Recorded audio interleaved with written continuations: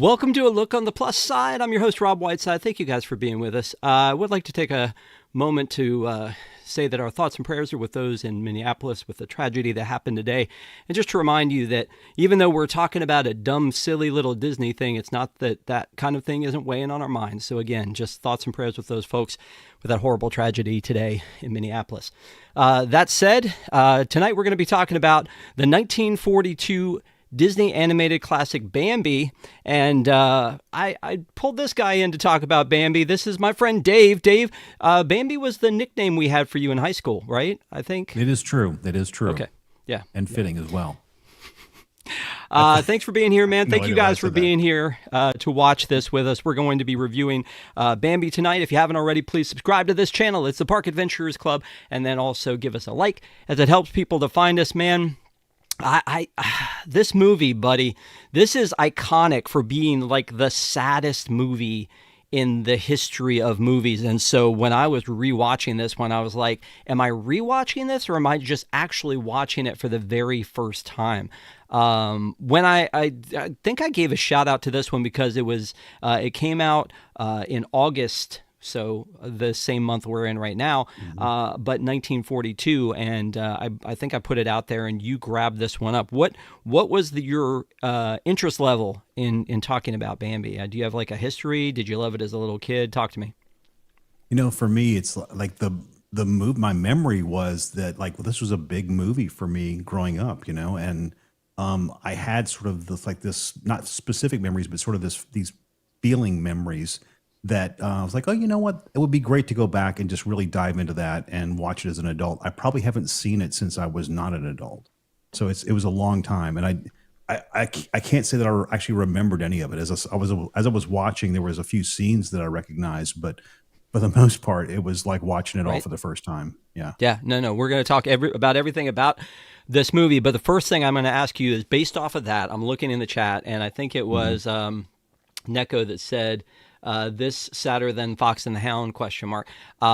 What is, in your opinion, the saddest Disney movie? You can go Disney, Pixar. You could even throw other IP that Disney is associated with. But what's the saddest one to you? Is it this? For me, it's always a personal thing. But for me, it's without a doubt, it's Lion King.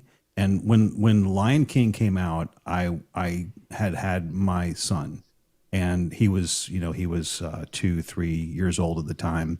And just as a dad, that just hits so hard. And I'll never forget it. And when it came out on VHS, we watched that movie and wore it out on VHS. We just watched it over and over and over again, watched it with my son. And so it's a movie that, has a deep meaning for me, but it actually reminds me a little bit of Lion King, just the general premise. If you think about it, we could talk about it later, but yeah, there's definitely some similarities there. Oh, there is. There definitely are some things that you go, wait a minute, wasn't that in The Lion King? You know what? For me, I think up there is definitely the movie Up, which I've mentioned before. I did a review of the Pixar movies, and I put them in order that I would want to rewatch them. And because I put Up so low and then put Lightyear higher because it would just come out and I had only watched it once, people just trashed me on that one, and I was like, it's not that I don't love the characters in Up. I love Kevin and Russell and Carl and Doug, and it's fun after you get past the bad part. But I mean, that part with Ellie in the beginning, it's just devastating. And the same thing happens, I think, with Bambi, with Old Yeller. And I remember Emma Thompson saying at one time that some of the best children's stories start with or include an absent parent. And so if you start thinking about like Cinderella and her mom's already gone and then her dad dies and leaves her, alone, or The Lion King where Simba's without his dad, or Bambi and the whole thing with the mom, you were talking about that the Lion King thing kind of got you more. My wife was just like, losing it tonight when we were rewatching Bambi because of the whole mother. So I get that some of these things are sad. Do you think that you have to have? I think Walt was quoted or misquoted by saying that like there has to be darkness to be light, for there to be light. You have to be brought down to be lifted up. Do you feel like that's kind of why these things are as strong and heartbreaking as they are? Yeah, I mean, I think if there isn't something that hits you with that much emotion, then there's just really not going to be any payoff in the long run. I just think it's an absolutely necessary to feel the pain to appreciate the good. So I think whether Walt said it or not, it's 100% true, in my You know opinion. where I think that we have a little bit of a disconnect in that is Ted Lasso. For some reason that works. Ted Lasso was Mm. never ended on a downer. It was always up and uplifting, and there were probably struggles along the way, but it always felt positive. And so I love that show for that. I'm glad it's coming back.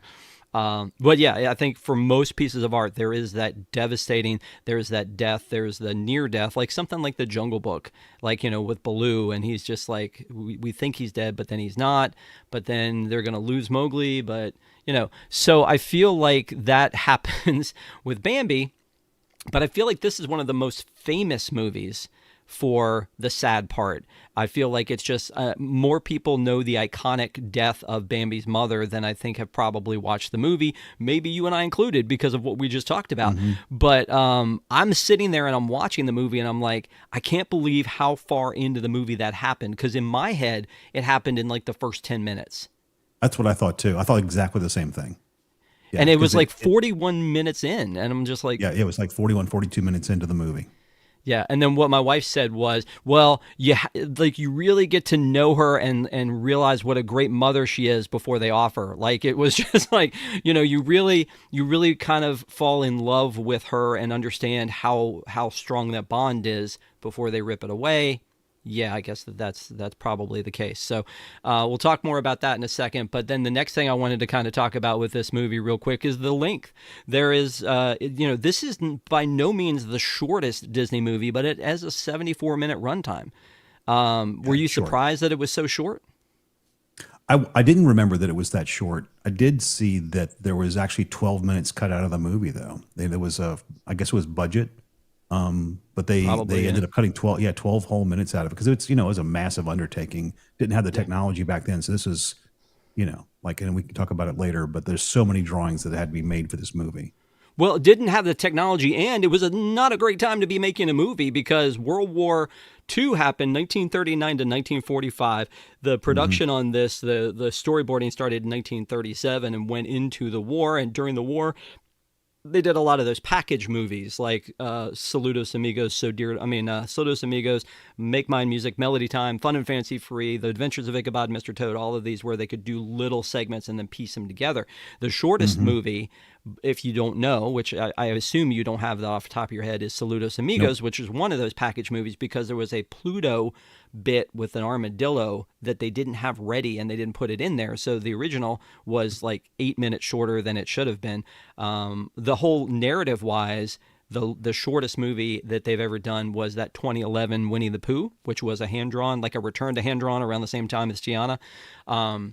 63 minutes, and that doesn't feel like a movie. That feels like a Saturday morning cartoon or like a made for Yeah. ABC special more than it feels like that. So Yep.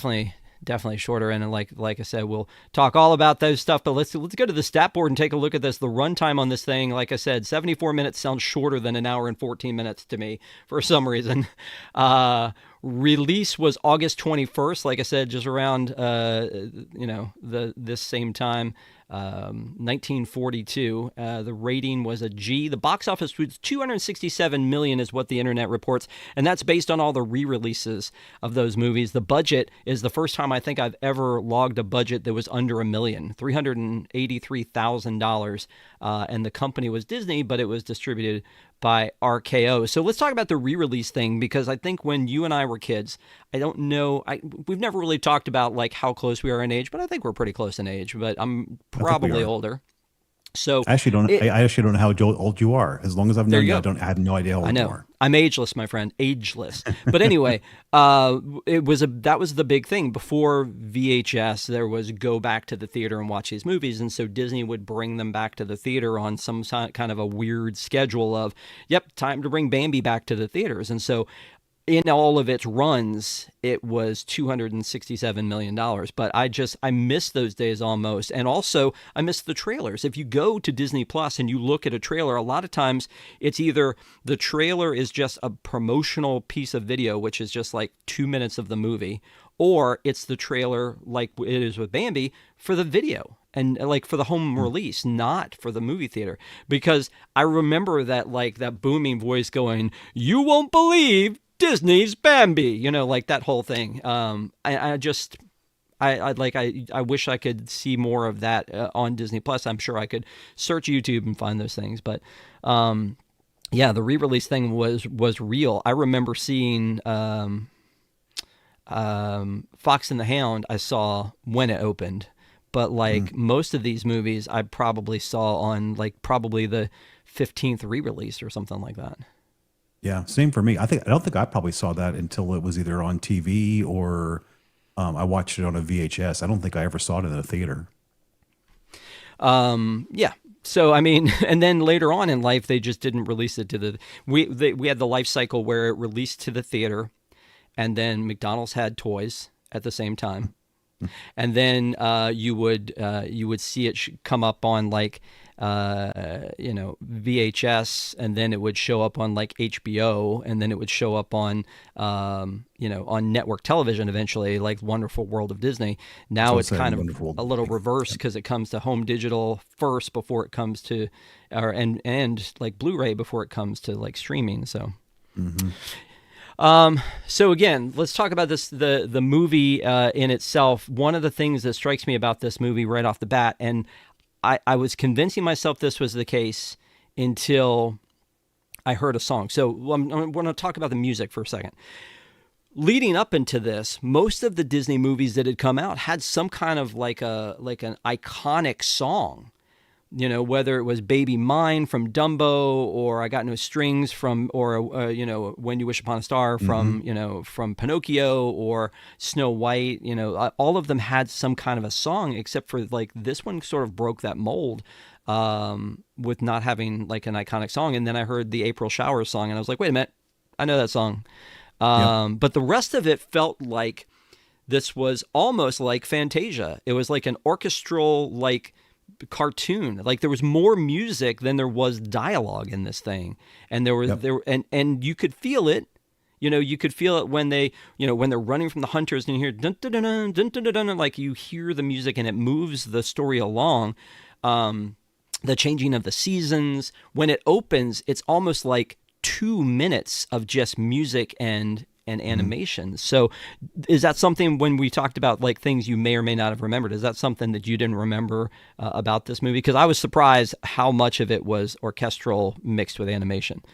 Yeah, and I think that was intentional. I did not remember that part of it, and I think that was, from what I read, that was also intentional. I read there was 950 words in the entire movie.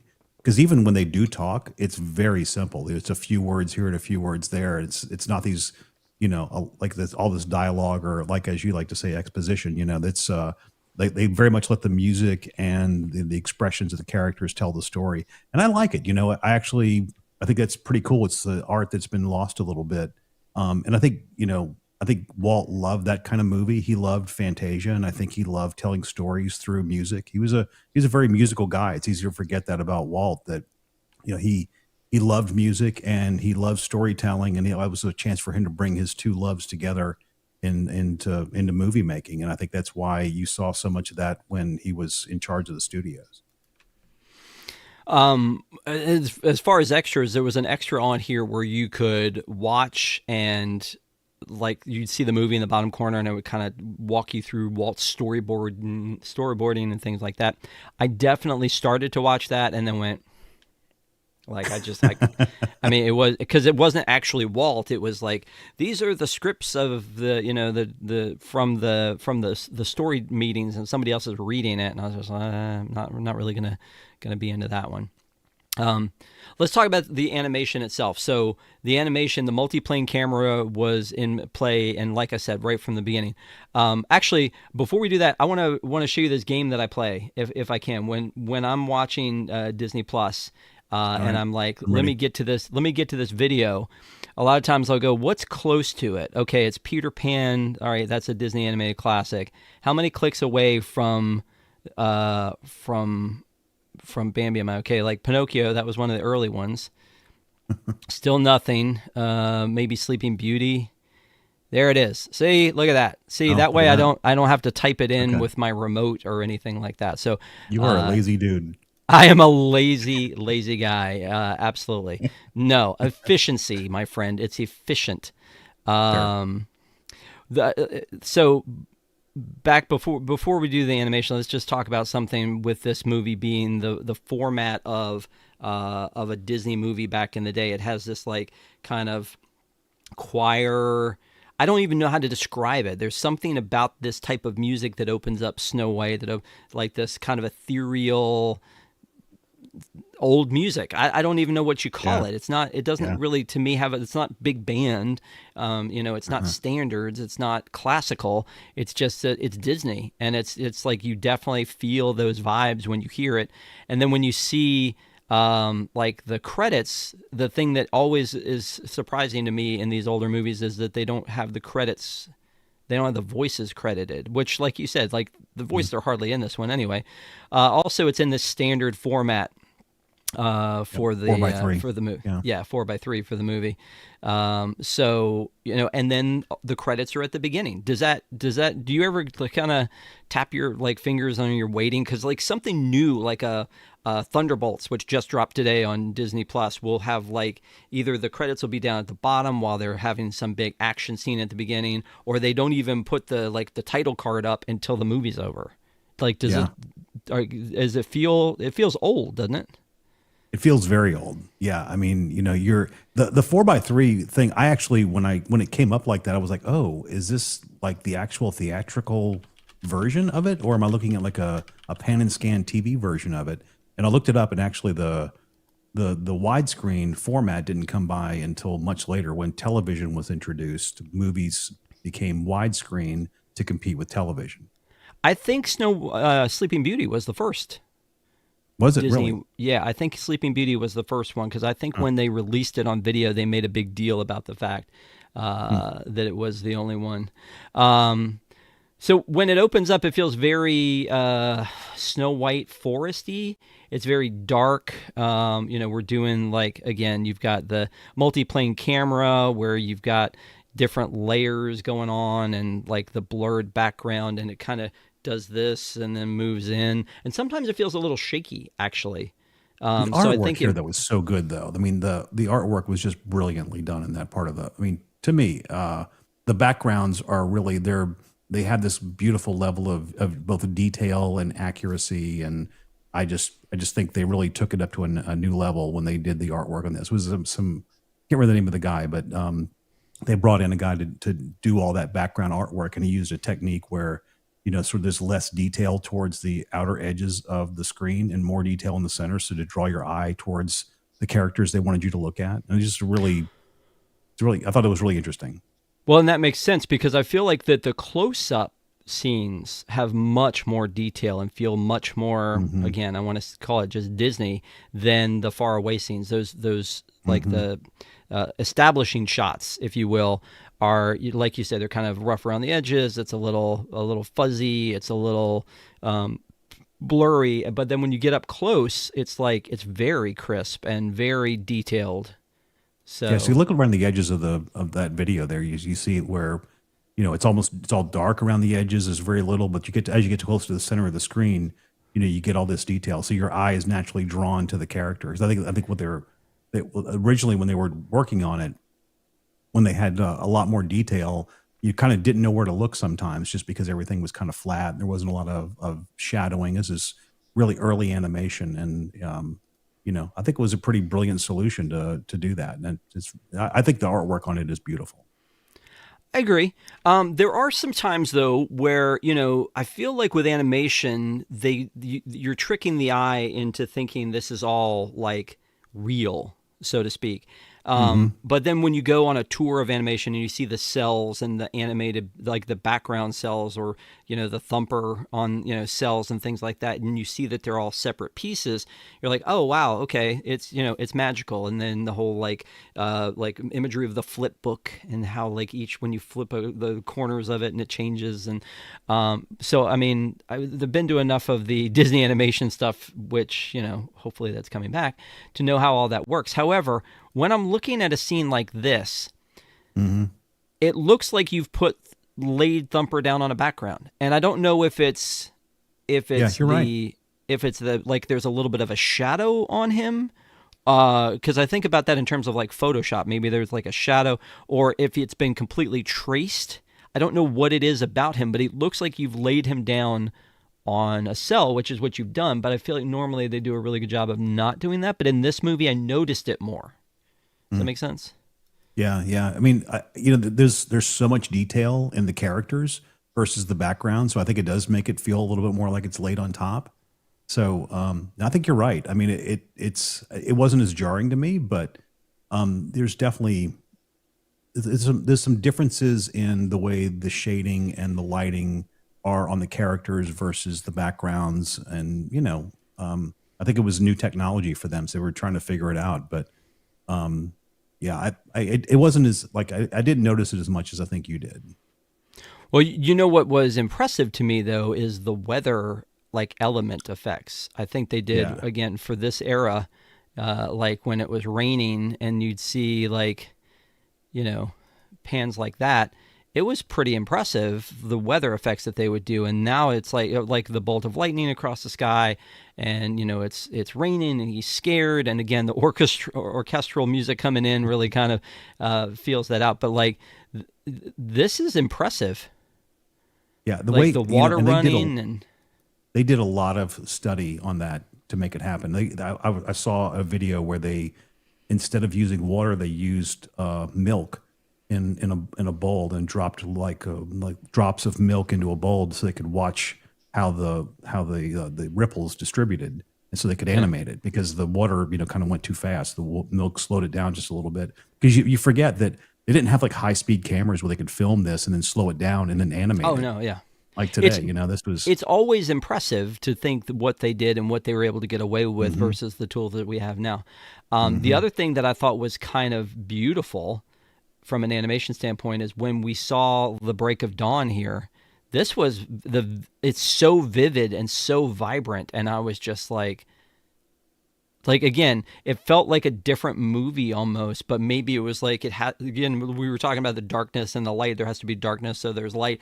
Maybe that's what this was, is like we had to see the darkness of the forest, and then we see that it's almost like we're feeling what the animals feel when the storm breaks and the sun comes out, and the day begins and all that. I don't know, I'm getting too deep on it, but I'm just there were parts of it that I thought were really really well done. This one again, where you see like the ripples in the water, so That well was actually done. one of my favorite moments right there, is the ripples in the water when they're looking down and seeing the sunrise, and that was really cool.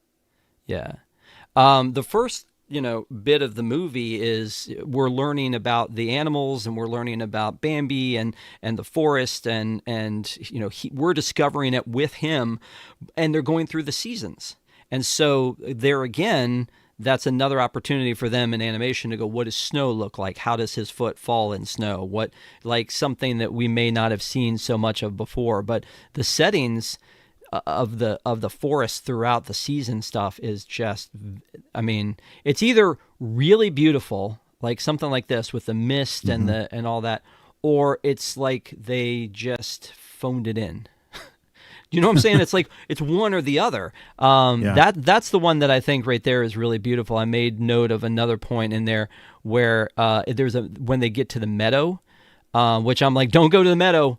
Bad things happen in the meadow, because every 5 seconds I thought this is where where we lose mom. Um, but in the meadow, in the meadow we can build a snowman.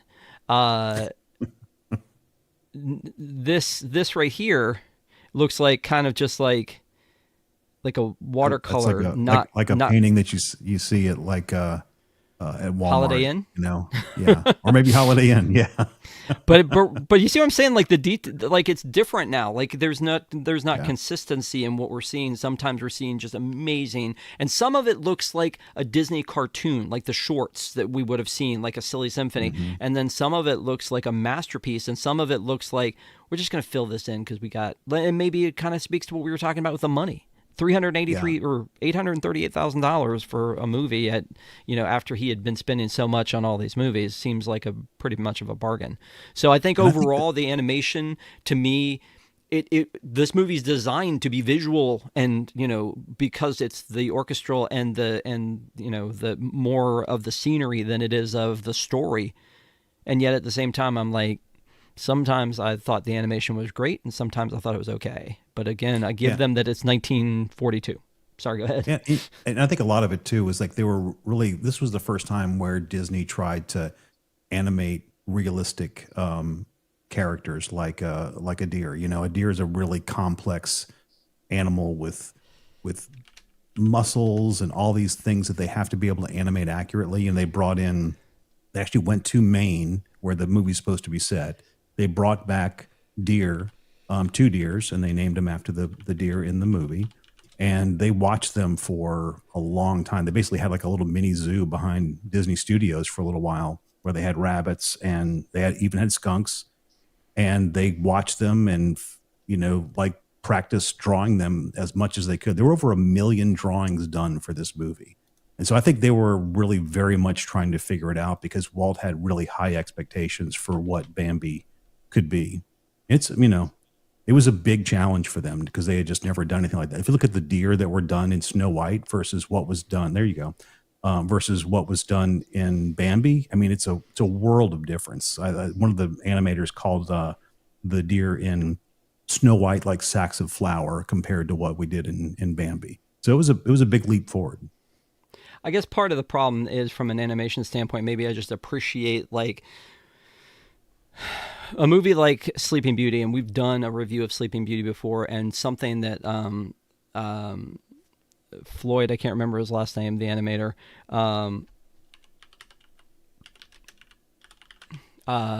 he had mentioned that like any part of that movie could be paused and was like a piece of art, and like I tried it and agree that but again, that's Hmm. 1959. That's when they've got money. This is Yep. 1942. There's a war going on. So I definitely know, and it's years later, and they had honed their crafts. But for the time, I think they did a great job. They used a multiplane camera. That's something that they came up with. Overall, I think it was a good job on the animation. Anything else before that on that before we move on? In their defense, they were also coming off of two flops, and so Fantasia was a flop, and what was it? What was the other one that came out right before that? Was it Dumbo? Yeah.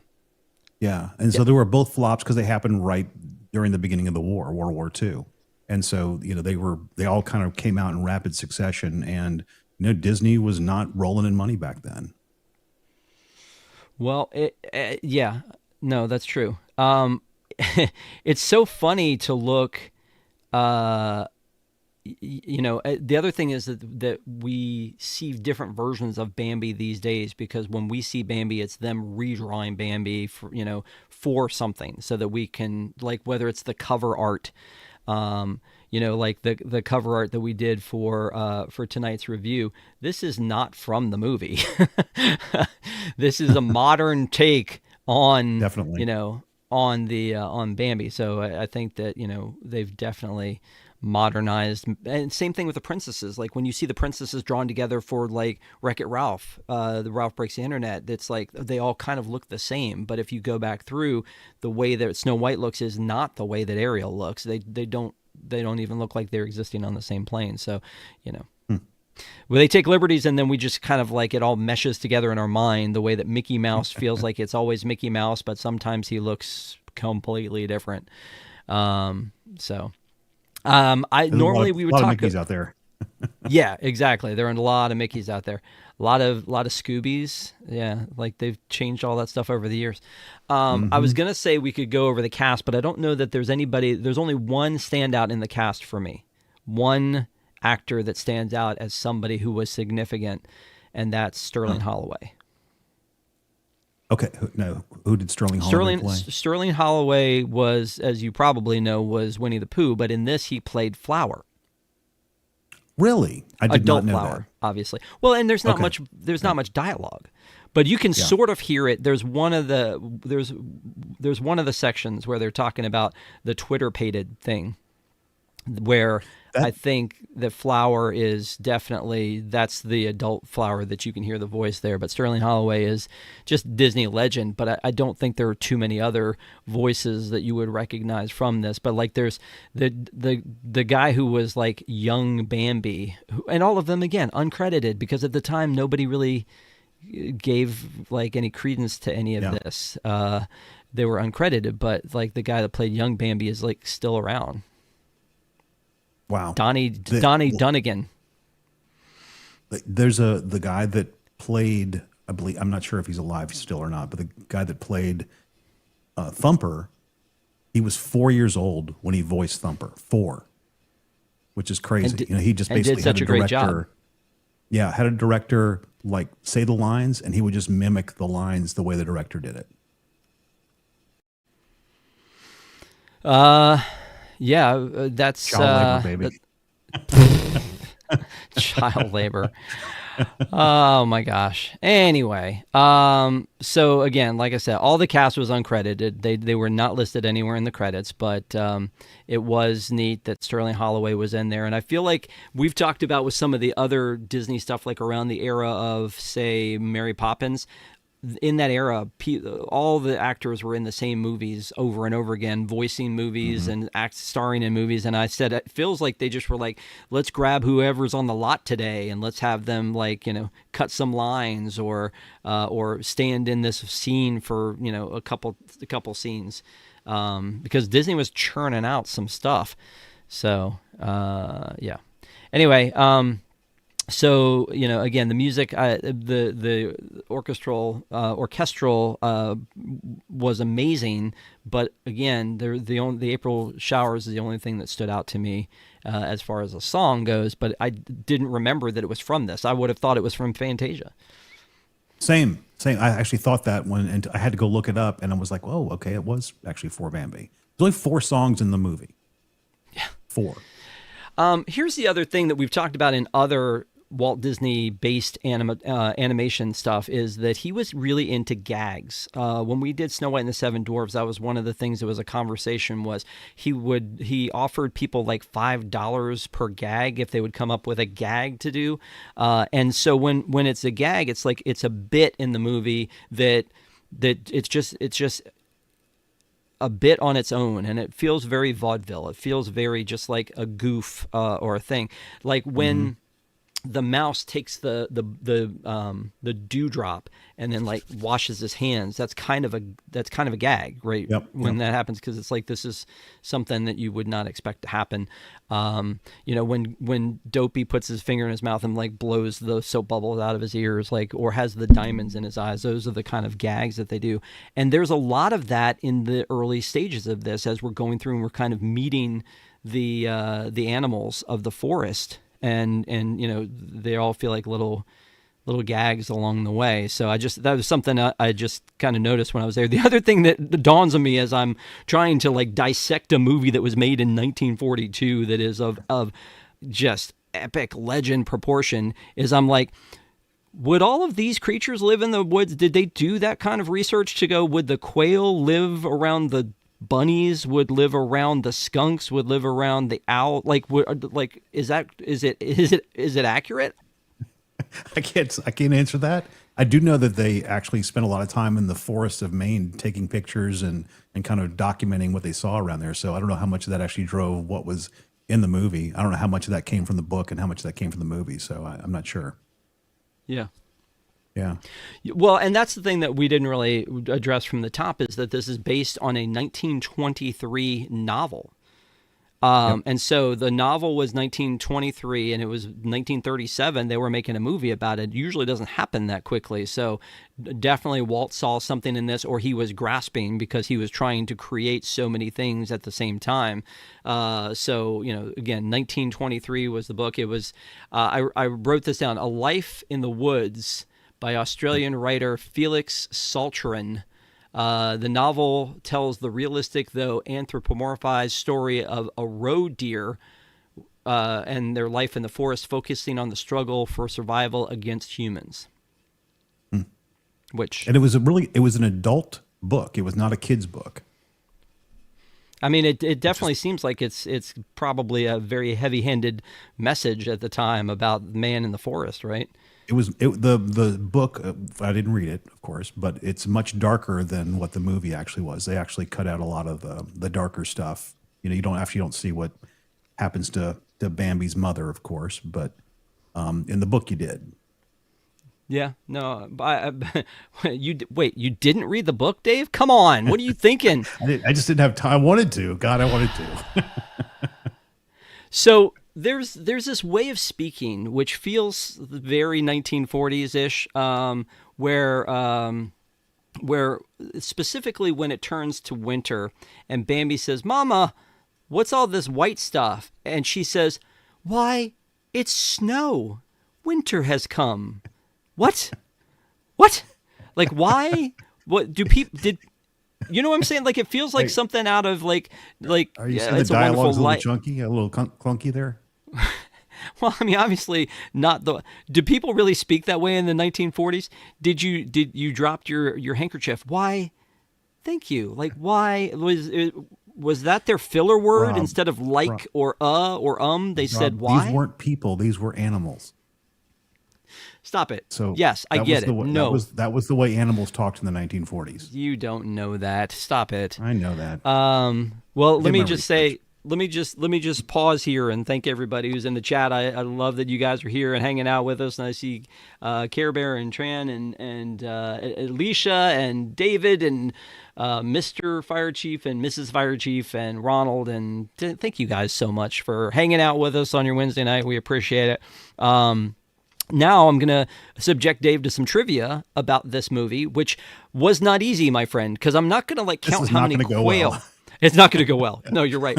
I wasn't going to count how many quail were in this or like the color hues of the bunnies or anything like that. So it made it difficult for me to do that. There's no addresses to throw out or license plates or numbers or it's not easy. So I still came up with 5 questions for you. 5?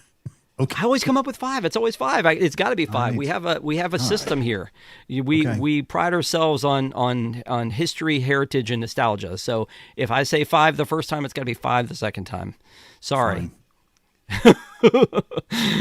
But because of that, because there's really nothing to this movie, and I said that to my wife, I was like, the story is very thin. You can look at it in a million different ways about the seasons or the allegory of man or whatever. But the story itself, like you said, there weren't many words in this. So my first question is, what are the first words spoken in this movie? I know it was Thumper. What did he say? Man, I'm drawing a blank. Dude, I thought you were going right there. You were just like, I remember thinking okay, who's the first? Thumper is finally somebody's finally saying something in the movie, and it was Thumper, and I did notice that, but I cannot remember what he said. First of all, also hi Jayware. Secondly, he said, "Let's go, Dave." All right, I appreciate the support, Jayware. Yeah. Jayware said, I thought it was the owl. No, the owl makes some noises because he's the first character we see, and he flies into his little hole, and he kind of goes like this. And the first voice you hear is one of the bunnies. I don't know that we can verify because it's off screen that it is Thumper, but the words are, "Wake up, wake up," because the prince is here. Not Prince, the prince. The voice sounded the same to me. It could have been, but all the bunnies sounded in a similar. Let's go ahead and say you were right with Thumper. I don't know if Fire Chief is going to give you a half a point. It wasn't the question, so I don't think I deserve a credit for that. Okay. So then, what was Bambi's first word? Wait a minute, I know this one. Bird. That is correct. Like I Yes. said, brother, I was struggling. I was like, okay, all right. There wasn't a lot. I did the same exercise, and that's why I have no questions for you today. Oh, that's so sweet. Thank you. Okay. We see when the and we're going to talk about Twitter pated in a second, but when the animals are Twitter pated, Thumper runs into a female Thumper. What is Yep. that character's name? That character has a name and an existence in our lives now. What is that Oh character's wow. name? Are you serious? Like they're an existing. Okay. I got no We idea. don't have a deep Zero. bench when it comes to like female characters that are out there, so they I think will go back into the well Female wherever they can. rabbits. I have no idea. Feline was Bambi's squeeze. Squeeze? Is that what you just said? Yeah, yeah, yeah, yeah. I'm trying to use some of that 1940s vernacular there for you. I have no idea. I give up. Miss Bunny. Miss Bunny, and how is Miss Bunny part of our lives? Is Miss Bunny? It's merch. If you look around, there's merch, and it's Miss Bunny. Really? Okay. Yeah. Jay Ware said Miss Thumper. Jay Ware says. Yeah. Oh. Yeah. Yeah, I would never gotten that. Yeah. So here's where it gets ugly, my friend, because I had to Okay. step outside the movie for this. Oh, So if you man. miss both of these, Yeah. I completely understand. Okay. Okay. Bambi is a full-length animated feature, officially a full-length animated feature. What number full-length animated feature is it? 6. Wow, right out of the gate, huh? That is crazy. That is wrong, but that is crazy that you just, with all the confidence you had, you just went 6. No, it's 5. You were very It's close. 5. Ah, Yeah, it was very close. Because Snow White, Pinocchio, Fantasia, Dumbo, Bambi. And then 6 was okay. Saludos Amigos, which we kind of like touched on a little bit as part of those package movies. okay. And then All it right. was like, Okay. it was Make Mine Music, Fun and Fancy Free, and Three Caballeros were in Okay. there too. So yeah, very, very, very close. This is the one that's unfair. All right. And Great. yeah, Great. Thanks, Rob. it's not my fault because there weren't many choices here. I think you kind of get your jollies out of stumping people How in this dare part of the, you, part of the sir? show. I work very hard at this. I work very I'm hard sure at this. I work very hard to stump people. That's all I'm saying. No. I do look for not the obvious. I mean, it's more fun that way, right? Fun for you. I don't know if you For me, it's fun being right.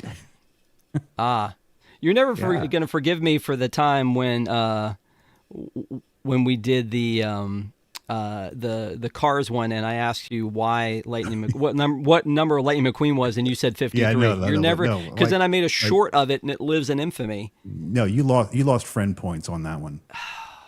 Come on, brother. All right. Yeah. Look, here's the last question, and I do not expect you to get this, but All right. in the extra features of the of Bambi on Disney Plus, it has one version in a different language than English that you can play on Disney Plus. What is that language? I have no idea, but I'm gonna make a wild guess here. French. I mean, that's fair. That's fair. Arapaho. Arapaho? Yes, That's a language? I believe it's a Native American language. Yeah. Is it? Okay. Okay. Yeah. Yes. Like, But don't how random. Chat, please don't judge me. I mean, French was a good guess. It was the book was written in the UK, right? So it could have been, right? Oh, you mean it could have been French? Could have Yeah. been, yeah. It could have been It French. wasn't. It wasn't, but it could have been. I just thought that was so random. It's That is the a exact random one. same movie, and it says Bambi, Arapaho version. I want to watch that now. You should, because like you said, there's not much dialogue. So Yeah. what do you, and maybe you learn Yeah. something, maybe you learn something. Uh, Hmm. Arapaho, if David nothing else. David Lung is in chat, and first of all, you all share a name, so he can't have you out here messing up the Dave name. Says you got to know these things, David. You got to know I'm these things. I'm ashamed of myself right now. I You am. know what, your brother, you did so well. And again, when you came out of the gate with the very first one and was like Thumper said, I was like, oof, Oh, we he might, came to yeah, might have play. something here. He knows it's gonna be a sweep. But thank you for playing along. Thank you, chat, for playing along. I feel like we have fun with that one. Yeah, it's a good one. Yeah, it's a good vibe. David is Uh, uncultured. Again, you would never have known that. I totally get that. By the way, when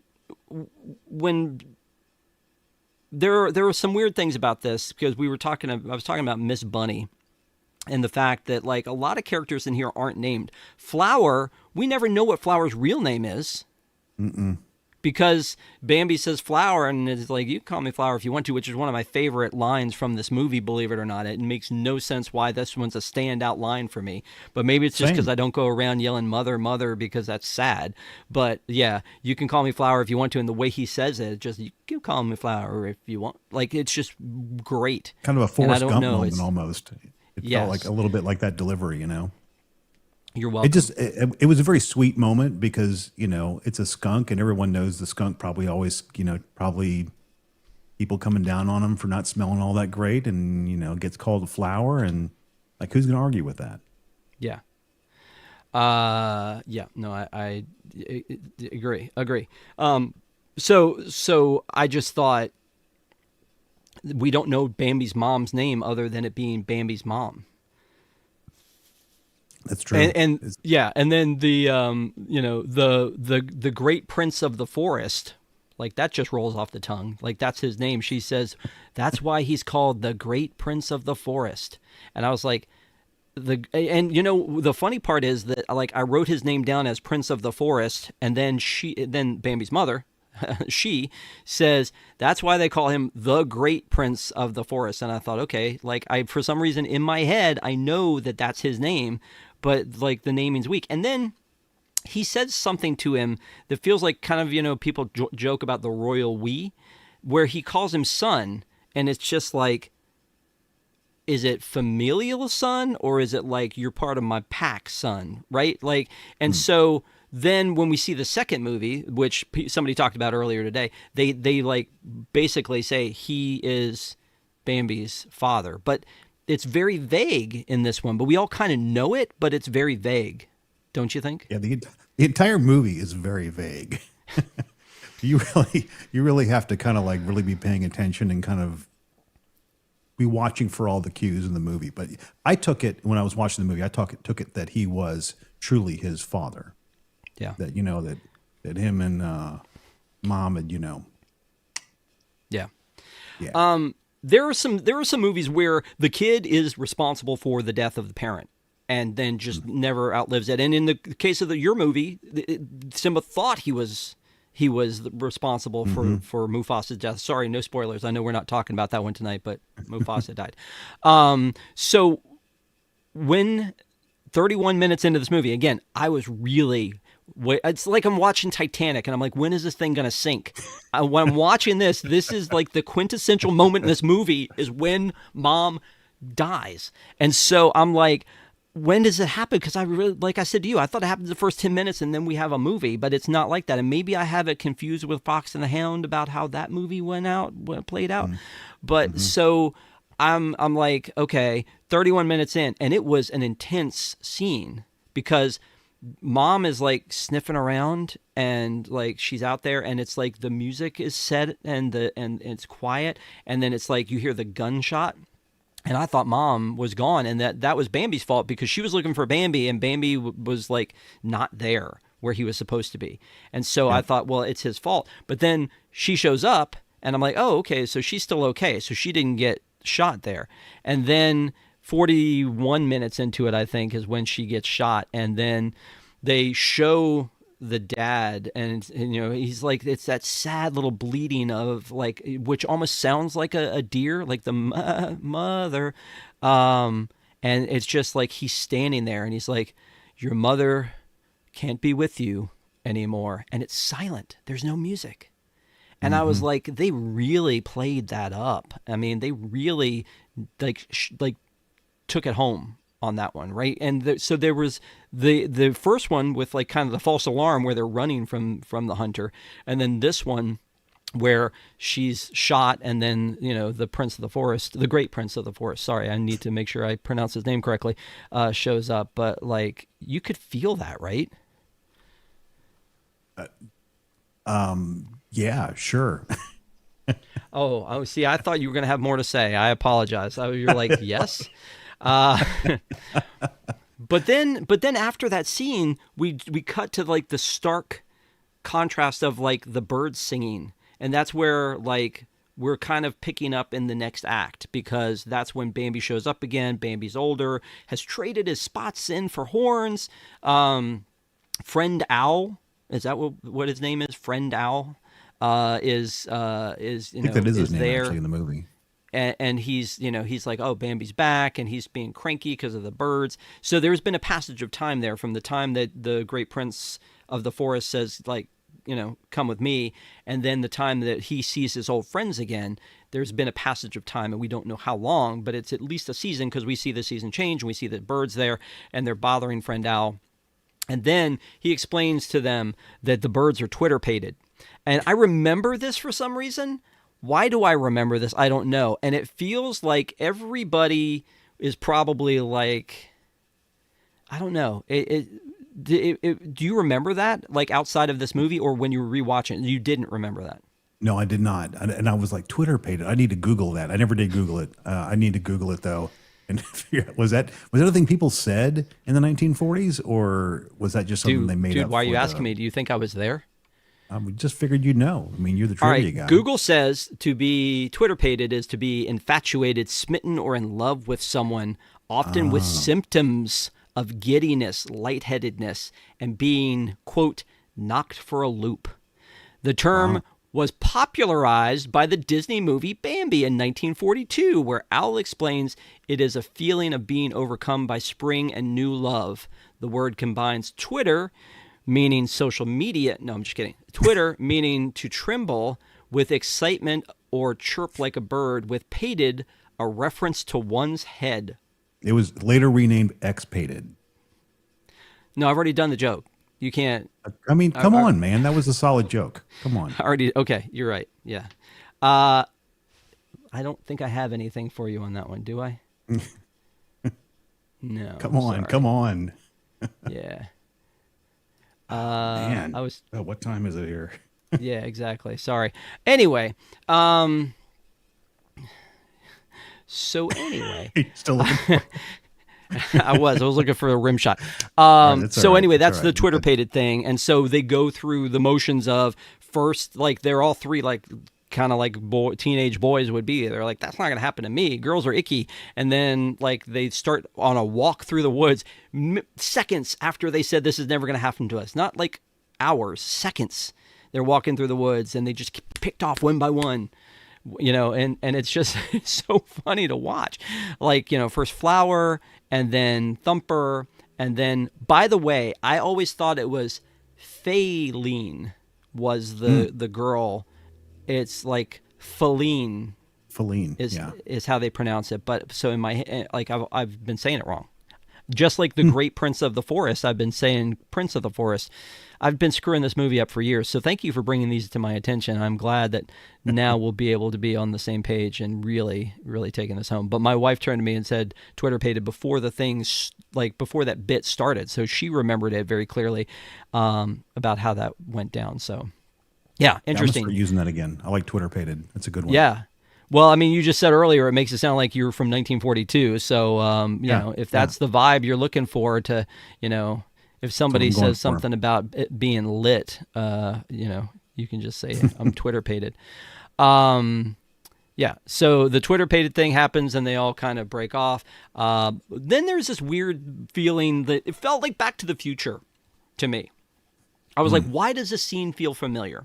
When Feline,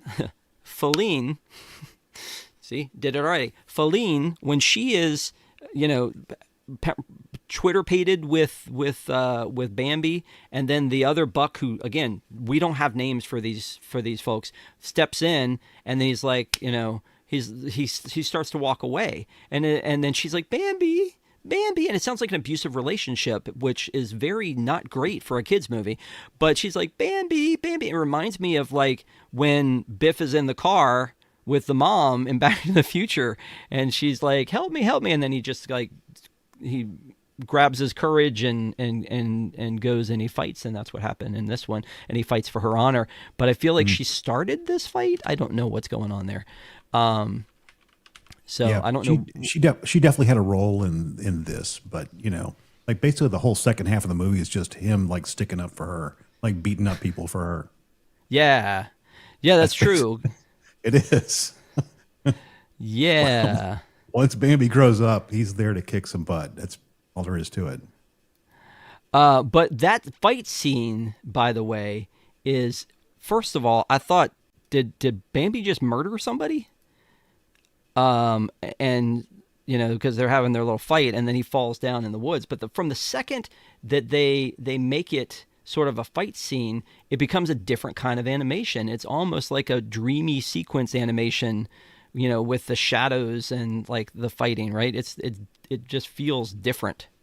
Yeah, I thought it was that's one of my favorite parts of the movie. Actually, I thought the action was really cool, and I love the animation style, and yeah, really cool part of the movie. Did you just sit It's there and yell, very "Fight!" engaging. I mean, it was very dramatic, in my opinion. Yeah.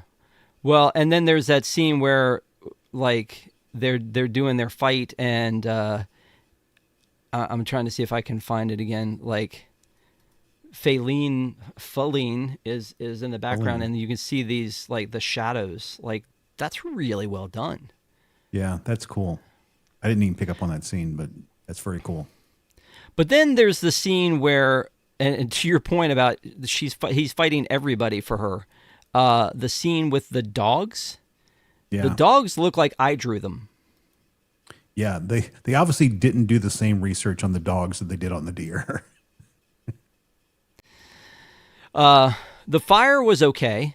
Like, you know, the animation for the fire feels like, again, an element that they would do. But just like look at this picture here. You see, like it's like a brown blob with two dots and teeth. No, I could have drawn better dogs than that.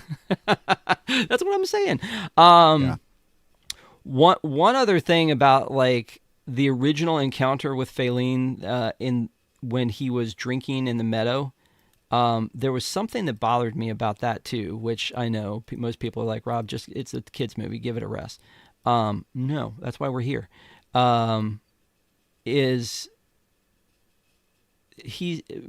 going to take a drink, and it's like he's never taken a drink in his life. Like like he's like, I don't know what this is. This is strange. And then he like touches his nose down to it, and like, oh, it's wet. Would he not be dead at this point if he hadn't had some water from somewhere? He'd have definitely been dead. No question about it. No, he would have died. Did that not months ago? Yeah. I'm not. Well, here's the question: how old is Bambi in that scene? Well, he's already learned to walk and talk by this point, which apparently took a while. But he walked pretty much right away. Talking came later. So, you know, maybe we're actually looking at a very short time. Maybe it's only the first few hours or even day or so of his life or something like that, and he's just taking his first drink. So I don't know. I'm trying to rationalize. In 1942, yeah, right. It just didn't seem necessary. But like I said, like the animation with the fire is so well done, with like the, you know, how it lights up in the background, and there's water and fire in the same scene, and they're just, I don't know, it's really, that part of it's really well done. I agree. One of the other things is that they talk about Man in this one, and Man is sort of the villain, right? Man is the one who kills Mom. Man is the one who started the fire, seemingly, and Man is the one who, you know, is taking everybody out and unleashes the dogs and all that. There's a legend that and this is in Saving Mr. Banks as well, that Walt, when he would come down the hallways of the animation studio specifically, he would cough like on purpose so people would know he was there, and then the animators would say to each other, "Man is in the forest." Have you heard that? I have not heard that. Yeah. So are we to then make the connection that Walt is evil? I don't think so. I don't know. I just think that's a neat, whether it's true or not, it's a neat lore. And again, thinking of the man, the myth, the legend that was Walt Disney, the fact that he would have that kind of pull to be like, I'm giving you a heads up, and everybody's like, man is in the forest, man is in the forest. Like, straighten up and put away all the doodles you've been doing and all that kind of stuff, and your side hustle and whatever else you're doing. I don't think he had any interest in like catching people like not working or something like that. He was really just trying to go around and see what the troops were working on. So, and I think it was just more probably given. It's not a gotcha thing. I just want to go around and see what everybody's doing. No, I agree, but I think he was doing that like to give them like best foot forward. But I do think it's funny that like man is in the forest comes up like once or twice in this movie, which is again was the inspiration for that. So at the end of this detail about the man in the forest thing is like Walt actually proposed at one point that that the man who starts the fire actually dies and burns in the fire. How crazy is that? Obviously, it didn't make it to the movie, but he proposed that idea. I'm wondering how far they actually got in considering that. Yeah, no, I don't know. I was trying to figure out what Ronald's yelling at me about with the rainwater, but he and I will work that out later. But anyway, so again, I feel like there's a good mix of like the effects of animation in this one. I feel like that there's some allegory of man in the forest. I feel like there's a nature story to be had here. There's the music and the visuals, but again, it's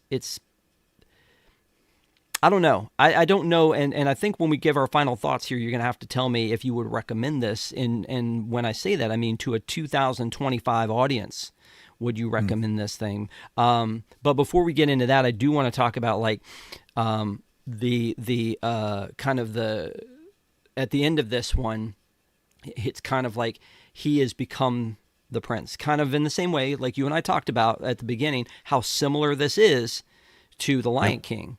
He has taken his rightful place on the top of what looks like a Pride Rock situation. He's even standing up there on the same rock. I mean, I agree. Yeah, and it's like the circle of life. But the music at the end is giving the American Adventure. Have you seen the American Adventure at Epcot? I assume you have. Like the Golden Dreams, like keep on flying, like that. I can see that. Like I feel like that the whole end of it was like giving the American Adventure, and I was here for it. But yeah, it did feel definitely a little bit Pride Rocky at the end when he was standing there. Here, let me scribbling my notes like the Lion King.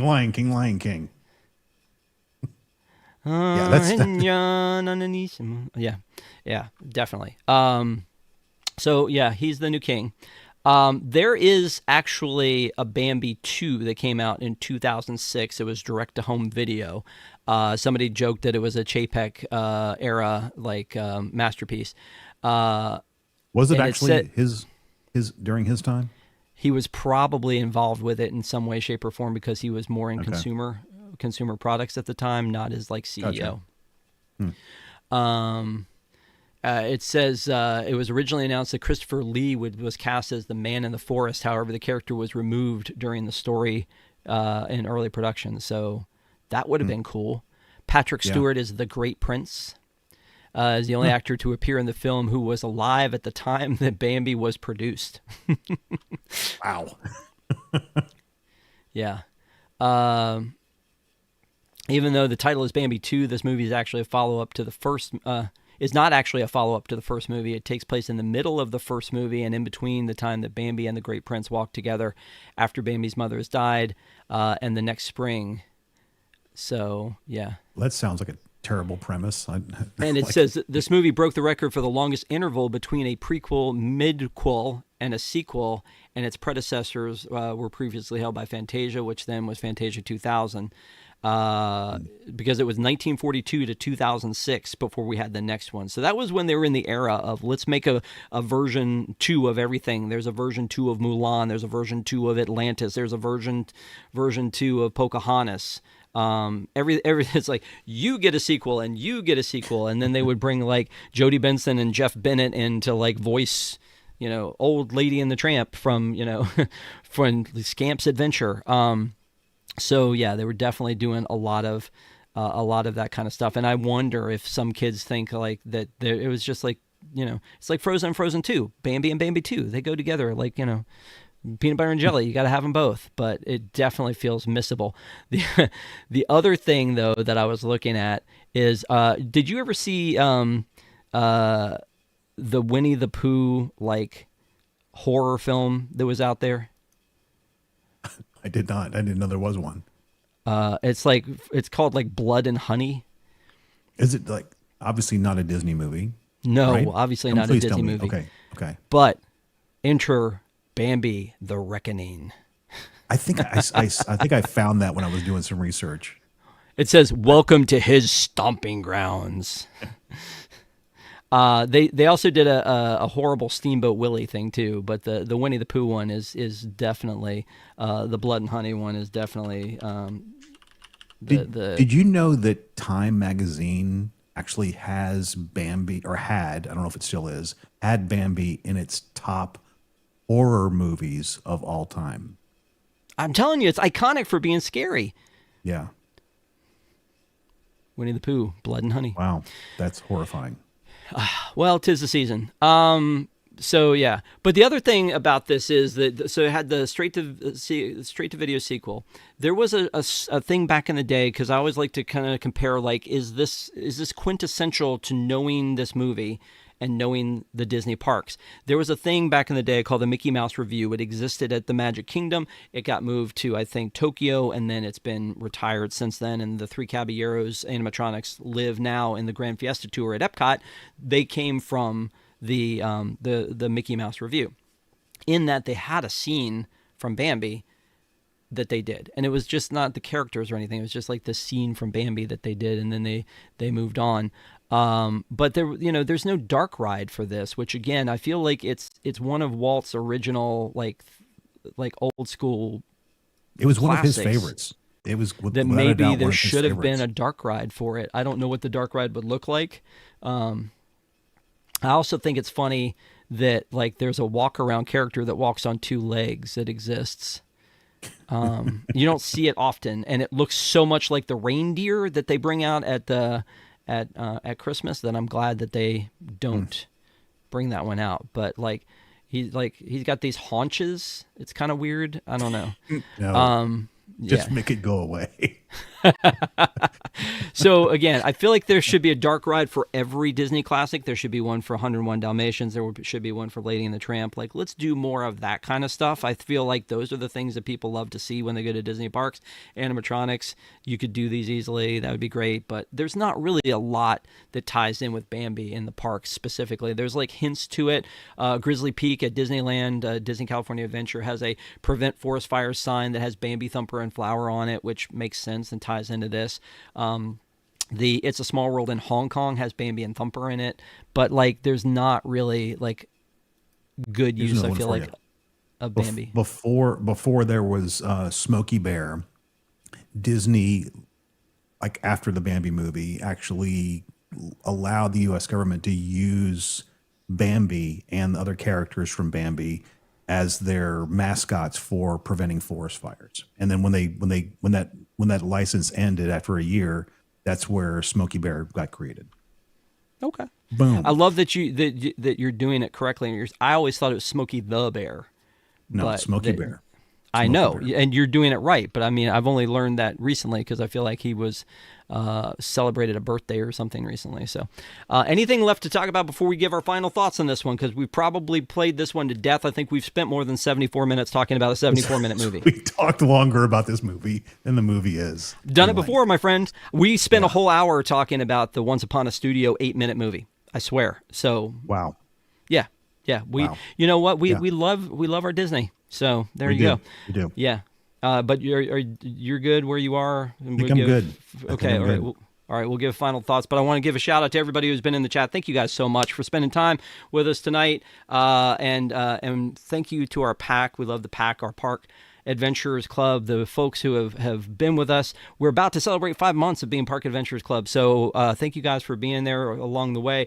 Thank you to all our pack members, but also our Zebra Mezzanine and Treasure Room supporters. You guys know who you are. I appreciate you.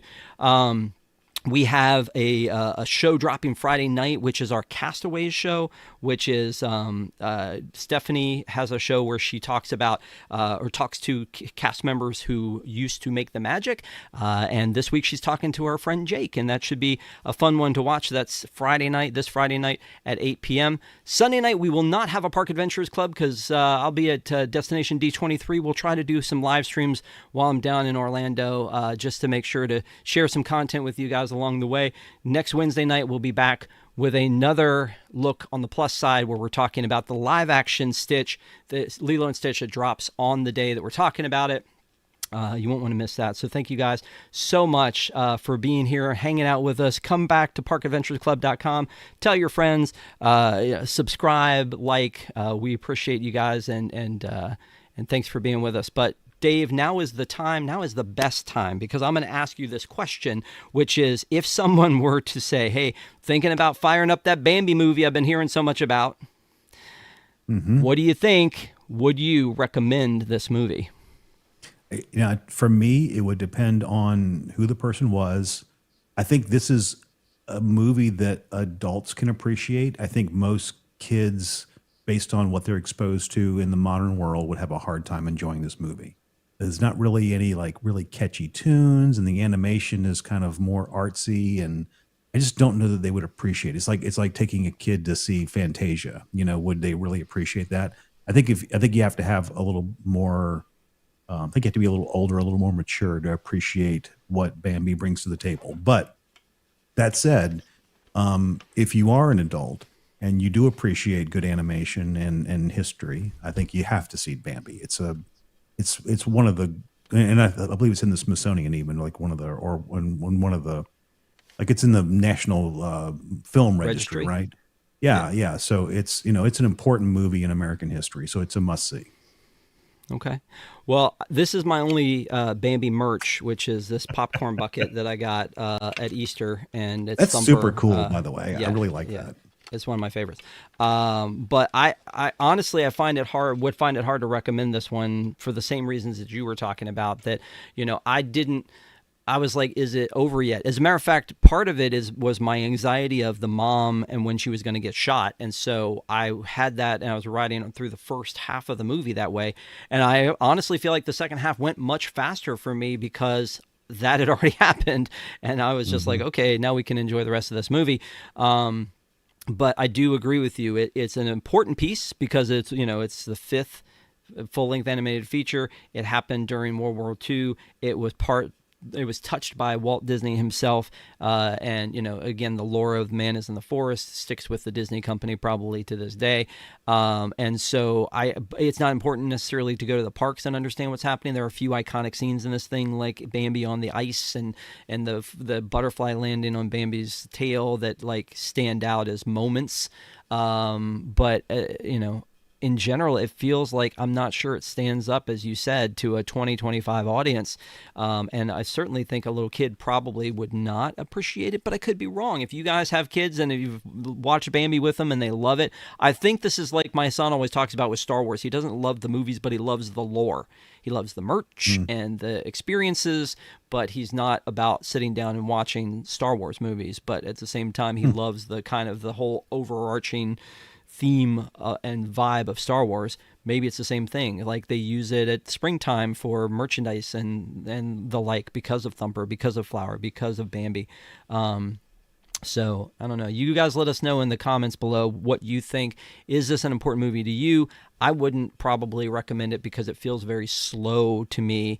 But again, I appreciate what an amazing accomplishment this was for animation, for Disney, and as part of the Disney company. But yeah, That's Yep. it. So let us know what you think. Dave, thanks for doing this. I appreciate it. We'll have to get you roped into something else real soon. I enjoyed it. And again, make sure to tune in Friday night for Stephanie's Castaways with Jake. And until then, I hope you guys have a great week, and we'll see you next time. Hang on a second, Dave. You want me to dance or something? Yeah, if you don't mind dancing a little bit, that would be great. I don't really know how to get you out of this, so yeah, perfect. How's that? Do it again. That was really good. That was really good. I didn't realize I could dance that good. Yeah, you're great. Take it easy.